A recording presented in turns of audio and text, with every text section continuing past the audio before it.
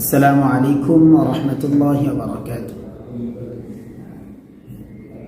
আশা করছি সবাই ভালো আছেন। আপনাদের সামনে ছোট্ট একটি বিষয় নিয়ে আলোচনা করব, তা হচ্ছে নামাজের পর ওজিফা আদায় করা। আমরা সকলেই নামাজের পর মোনাজাত করব কিনা এ নিয়ে বাকবিতণ্ডায় লিপ্ত, কিন্তু নামাজের পর নবী করিম সাল্লাল্লাহু আলাইহি ওয়াসাল্লাম কোন দোয়াগুলো পাঠ করতেন সেগুলো নিয়ে আমরা মাথা ঘামাই না, সেগুলো নিয়ে আমরা চিন্তা করি না।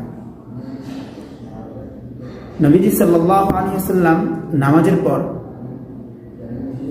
আল্লাহু আকবার বলার পর 3 বার আস্তাগফিরুল্লাহ বলতেন, এরপর আরো অন্যান্য দোয়া পড়তেন। আমরা শুধু জানি আয়াতুল কুরসি পড়তেন না, আয়াতুল কুরসি ছাড়াও আরো 3-4টা দোয়া নবীজি সাল্লাল্লাহু আলাইহি ওয়াসাল্লাম পড়তেন।